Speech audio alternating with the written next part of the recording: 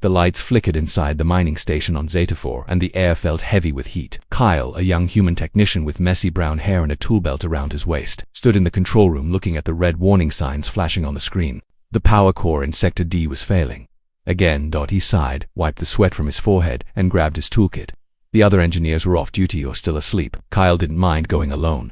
He had done this before, or so he thought. He walked through the narrow metal hallways. The lights above him blinked slowly. A low hum ran through the walls, but there was something strange about it. It wasn't the normal engine noise.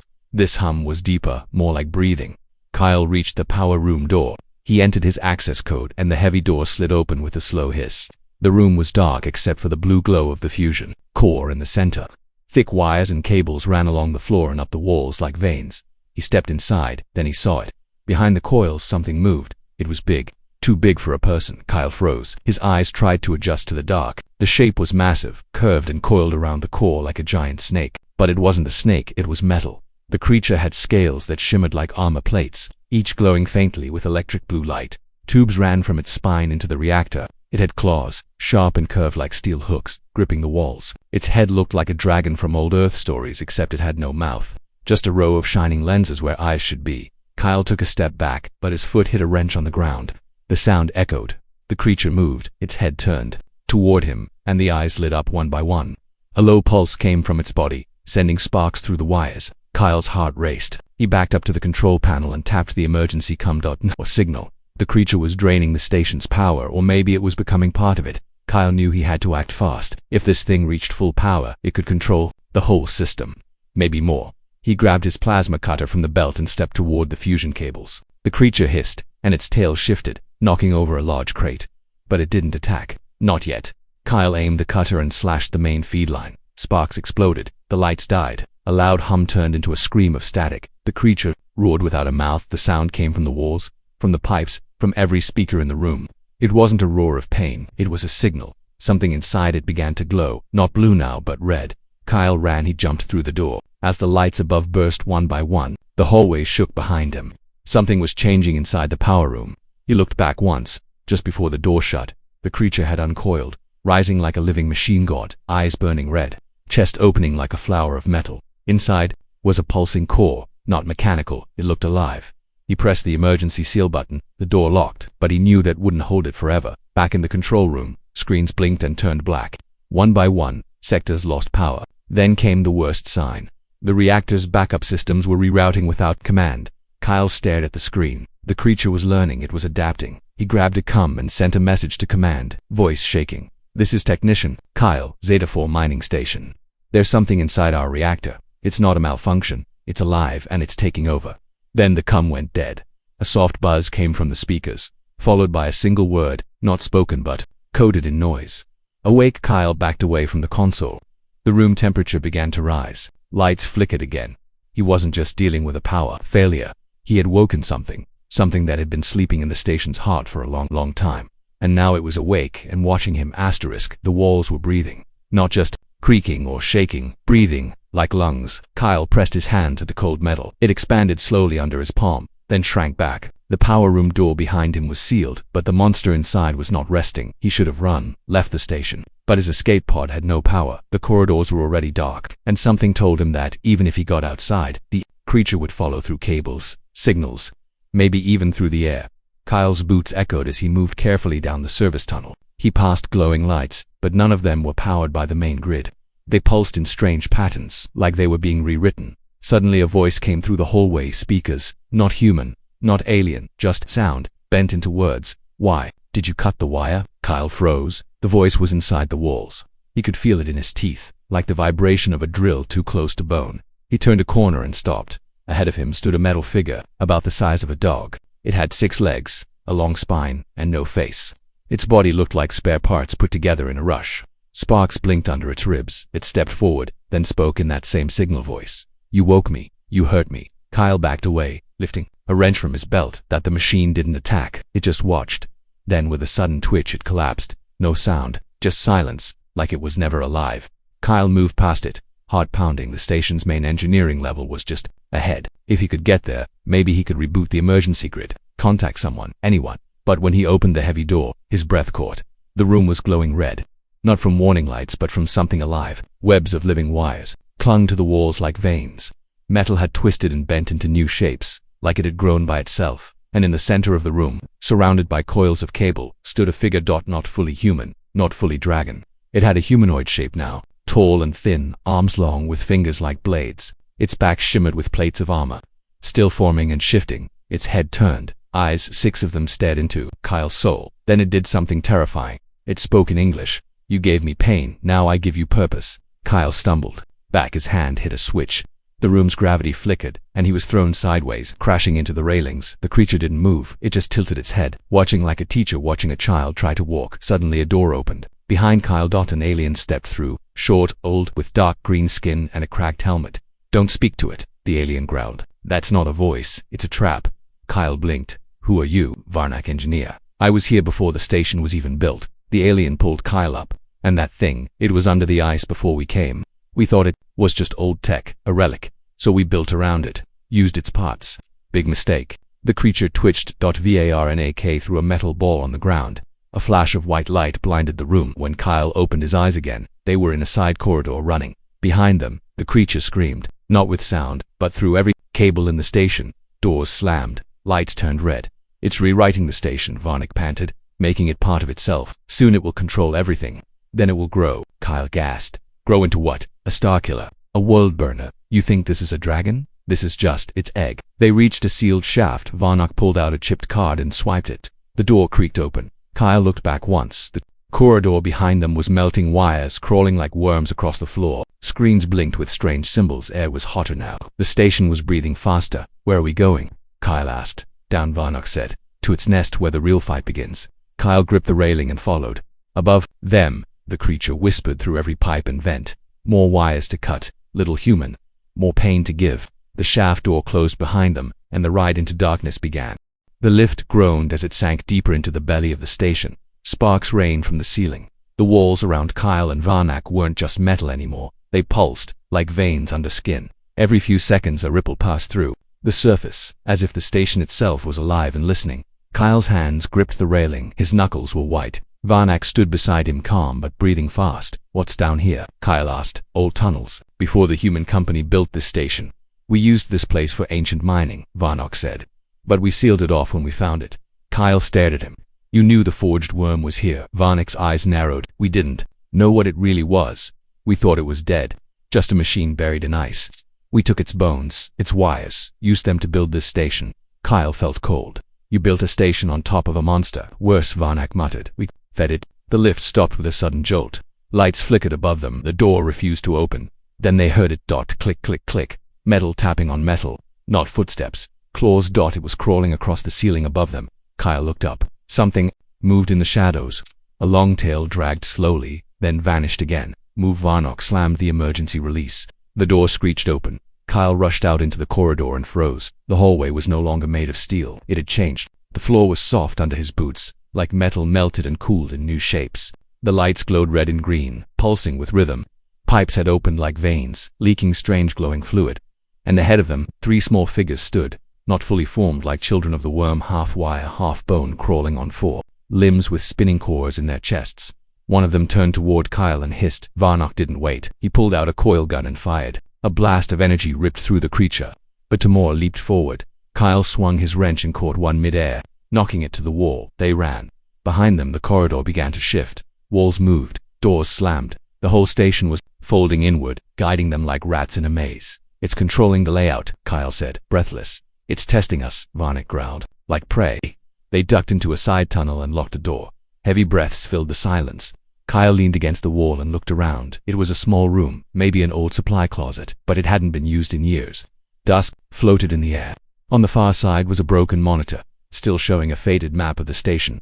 Varnak wiped it off and pointed. "Here, that's the old central brain, a manual override. If we reach it, maybe we can reboot the system, shut the worm down." Kyle stared at the path. "That's deep. Isn't that where the fusion coils are?" Varnak nodded. "And its nest?" A loud thud hit the door. Then another. The ceiling creaked. Kyle looked up and saw claws digging through. It wasn't the child creatures this time. It was the forged worm itself. A long arm pushed through the metal, sharp like a blade. Sparks flew as it sliced the ceiling open. "Run!" Varnak kicked open the back panel of the closet, revealing a narrow maintenance shaft. Kyle crawled in first, heart racing. Behind them, the room exploded. Hot air whooshed through the shaft as the dragon roared, the same broken signal voice, now stronger, clearer. You do not run, you are part of me. Kyle kept crawling, his hands burned on the hot surface. Finally, they dropped out into another room. This one filled with broken crates and glowing tubes, but one crate was open, and inside it, something strange, a glowing sphere, humming with soft energy. Von stepped forward slowly. That's a memory core, he whispered. Ancient, older than this station. Maybe older than your species. Kyle frowned. What's it doing here? Varnak turned to him with wide eyes. The forged worm didn't just wake up. It was called. Suddenly the sphere lit up and from it came a single message, a signal, a voice. Begin phase 2. Kyle stepped back. Varnak whispered it wasn't alone. The signal had stopped, but the silence was worse. Kyle stared at the glowing sphere inside the crate. Its light had faded, but his skin still tingled from the sound it made. Varnak stood frozen, his hand hovering above the edge. Phase 2, Kyle said, his voice dry. What does that mean? Varnak didn't answer right away. His eyes were locked on the sphere like it might start speaking again. Then he said, it means we're not in a station anymore. Kyle looked around the room. The walls were smooth now, not metal but something like bone. Everything pulsed with a dim red light. The air had weight, like it was pushing against them. Even gravity didn't feel right. His boots barely gripped the floor. This is part of the dragon, Kyle whispered. No, Varnak replied. This is its womb. Kyle's stomach turned. You said this was a nest. I was wrong, Varnak muttered. A nest is where something sleeps. This is where something grows. They moved carefully through the room, stepping over cables that squirmed like living things. The farther they went, the stranger everything became. Pipes breathed steam. Screens blinked with unreadable alien symbols. Glowing blue vines grew along the walls, crackling with electric sparks. Then they reached the chamber. It was huge, a wide, circular room with a dome-shaped ceiling that looked like the inside of a skull. In the center floated a massive egg, not solid, not soft, but made of liquid light, shifting and swirling in colors they didn't have names for.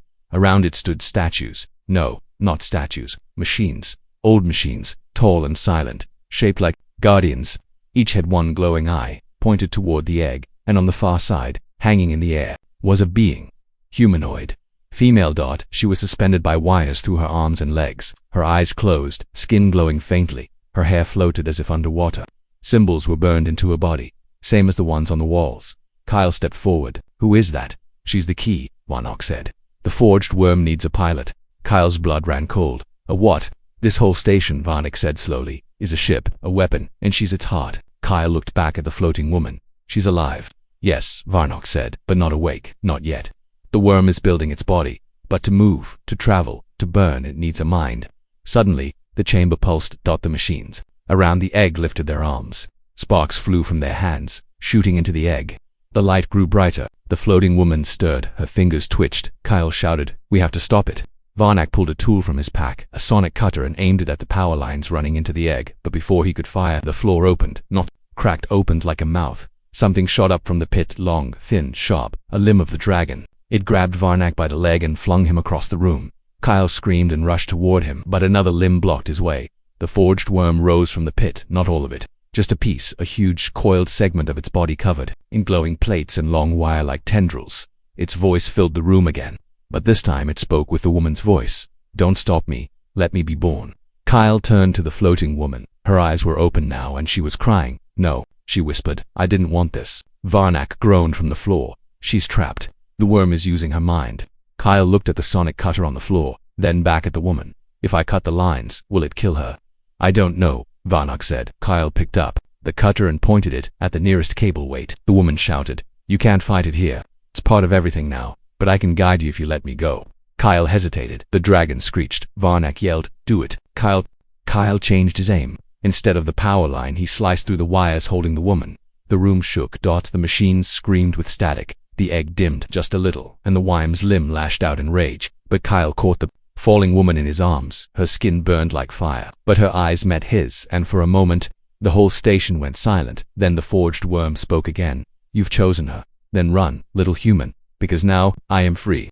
The fire alarms screamed, but no flames burned. Kyle carried the alien woman through twisting holes that no longer obeyed gravity. Some floors slanted, some spun slowly like they were floating in deep water. Pipes burst with glowing mist. Doors melted open. The forged worm wasn't just attacking, it was reshaping the station into something new in Kyle's arms. The woman trembled, her eyes fluttered open, glowing faintly gold. Her voice was weak but clear. My name is Eris, she said. I was grown for the worm, but I never accepted it. You freed me. Kyle didn't stop running. Can you stop it? Eris nodded slowly. But we must reach the old mainframe, the one not connected to its circuits. I can load a virus into the system. It will shut down the YM's control. Will it work? He asked. It has to, she whispered. Behind them, the walls groaned like the dragon had heard everything. Varnak waited in the old tech wing, deep below Sector E. The chamber was cold, silent, and untouched by the YM's reach, for now. It was built centuries ago, forgotten by most. There was no light here, only the dim green glow of old screens still alive by backup batteries. When Kyle and Eris entered, Varnak blinked in shock. She's awake, he said, and still alive. She's helping us, Kyle replied. We have one shot. Varnak pointed to a dusty terminal. This is it. Load the code here, then pray.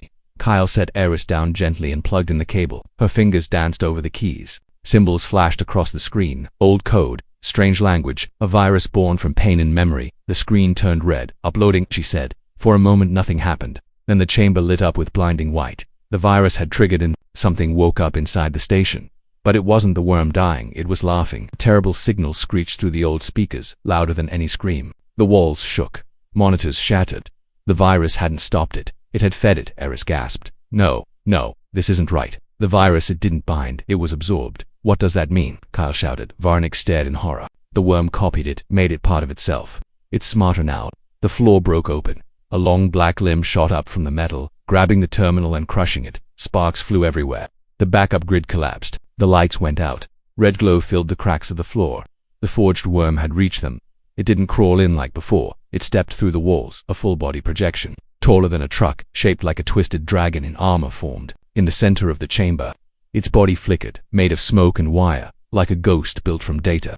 Its 6 eyes burned like stars. Its voice filled the room, but now it spoke with both. Eris and Kyle's own voices mixed. I am no longer machine, it said. I am you. I am everything you've touched. I am awake, and I am hungry. Varnak aimed his coiled gun and fired. The shot passed through the projection. The worm didn't flinch. Instead, it raised a hand and the entire floor twisted into a spike. It launched toward Kyle and Eris. Kyle pulled her away just in time. They hit the ground hard. The worm raised its claws again and then stopped. Eris stood, holding a broken cable in her hand. I still carry the key, she said. You can't destroy me yet. The YM's voice lowered. No, but I can take you piece by piece. It vanished. Just gone. Kyle stood up slowly. Where did it go? Eris wiped blood from her lip. It's moving to the reactor chamber. That's where it will finish its body. And when it does, it will leave this station and spread. Varnak grunted. Then we follow it. Kyle looked around the broken chamber. We lost the virus. No, Eris whispered. We lost the chance to shut it down. But there is still one way. Kyle met her eyes. What way? She touched her chest. Its heart was made for me. If I return to it, I can overload its code. But I won't survive. Kyle stepped back. No, there has to be another way. There isn't, she said. Varnak looked at them both. There's a path through the old waste tunnels. It leads right under the reactor. No cameras, no eyes. If we go now, we may still beat it. Kyle looked at Aeris. She was smiling softly, sadly. Let me save what I can, she said. Kyle nodded slowly, but in his heart, he had already made a different plan. He wouldn't let her die, not for him, not for the world. The old waste tunnels were never made for walking. Sharp metal ribs curved overhead like the inside of a beast's belly. The walls dripped with coolant, and the floor was sticky with oil, dust, and broken bone like pipes. Every step echoed like something ahead was listening, waiting, holding its breath.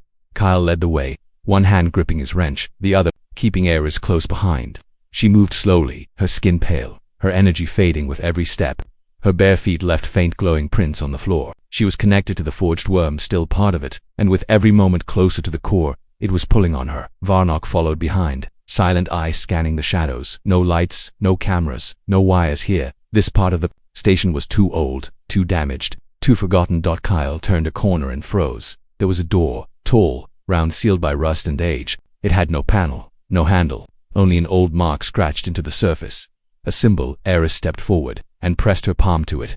The mark lit up, the door opened, and the heat rolled out inside. Was the beating heart of the station. The core chamber now fully claimed by the worm. The walls pulsed with veins of living fire. Circuits wrapped around the walls like vines. Steam hissed from vents shaped like dragon mouths. And in the center, a tower of light, the fusion core now fused with metal, bone, and cables it had grown. The forged worm stood wrapped around the tower. Tall as a building, wings of razor wire spread across the chamber like a cathedral. Its 6 burning eyes turned the moment Kyle entered. You brought her back. it said in Eris's own voice. Kyle stepped forward. We're not here to give her to you. We're here to end you. The worm chuckled. You think you can win? I am the circuit. I am the breath in your machines. I know every beat of your hearts. Varnak pulled a small black box from his belt. This is a pulse bomb, he said. You're made of tech. If I get it near your core, you'll kill her too. The worm replied. It wasn't wrong. Eris stepped forward, shaking. Let me do it. I will overload my own signal. I was born in your fire. I will die in your fire. That's the only way to stop you. Kyle turned to her, eyes wide. No, there's no other path, she said. I was made to destroy. Let me choose to save. Kyle stared at her, then looked down at his hand at the wire he had hidden there, wrapped tight around his palm. He had a different idea. While the others planned the sacrifice, Kyle had built something else, a circuit bridge. If he connected himself to Ares, took in part of her signal, he might carry it into the core himself. She wouldn't have to die, but he would. She touched his face. Don't do this, he smiled. I'm human. We do stupid things when we care. The one body coiled tighter. Enough. One of you comes to me now or I take you both. Kyle stepped forward, but Eris moved faster. She kissed him once, quick, soft, and whispered something only he heard. Then she ran straight toward the worm. No, Kyle screamed. Eris leapt through the fire, wires lashing at her, cutting her skin. But she reached the core. Her hands glowed as she plunged them into the fusion light. The worm screamed, a sound like every signal breaking at once. The ground shook. The chamber cracked. Get back, Varnak shouted, pulling Kyle through the door. The light behind them exploded. Fire, heat, sound, then nothing. Silence. Kyle opened his eyes. Hours later, he was in a rescue pod. Varnak sat across from him, bandaged and tired. The station was gone. Did she? Kyle asked. Varnak didn't answer. Then the console beeped. A message, one word, alive. Kyle stared, then smiled. Somewhere in the stars, a part of her had survived. The worm was gone, but her light remained. The stars above burned quiet. Kyle sat inside the small med bay of the rescue cruiser, wrapped in a silver blanket, staring at the dark window. Days had passed since the station's destruction, but the memory burned brighter than the suns outside. He could still see her, Eris, leaping into the fire. He could still feel her hand slipping from his dot. The worm was gone. The station was gone, but something inside Kyle had changed. Every now and then, his fingertips buzzed. Lights blinked near him without touch. Machines paused when he walked by, like they were waiting for him to speak. At first, the medics thought it was trauma, but Kyle knew better. Part of her had stayed with him. Across the ship, Varnak paced the corridor near the command deck. His face was lined with new wrinkles. He carried a small device, the old memory core they had found, still faintly glowing. It had survived the blast. So had Kyle. But the readings from Kyle's body were impossible. Heart rate slow, too slow for a human. Nervous signals enhanced, too fast for a technician. And deep inside his brain, a new circuit, not metal. Not code, but something living. The ship's captain, a tall woman with cold gray eyes, entered the med bay. We're near the colony at Deltanine, she said. You'll be safe there. You'll start over. Kyle looked at her without blinking. I'm not starting over, he said. I'm continuing what she gave me. The captain frowned. She died saving the galaxy. Kyle shook his head. She transformed. She didn't die. He opened his hand. In his palm was a shard, not metal, not glass, not data, a fragment of AERIs. It pulsed once, gently, and the ship's systems flickered that night. The lights dimmed across the cruiser at first. The crew thought it was a power drain. But then the navigation systems rewrote their own paths. The ship no longer moved toward Delta-9. It was heading toward the outer rim, toward deep space. Varnak stood in the control room, staring at the blinking screen. Kyle, what did you do? Kyle stood behind him, silent. I didn't change anything, he said quietly. She did. In the cargo bay, something was growing. A small cocoon, glowing blue and gold, formed inside the shadows. Engineers found it by accident. At first, they tried to scan it, but scanners failed. Then someone touched it. They said it whispered their name. The cocoon pulsed again. It was alive, and it wasn't alone. Varnak pulled Kyle aside. You said the worm was gone, he said, but the ship moves like something's guiding it.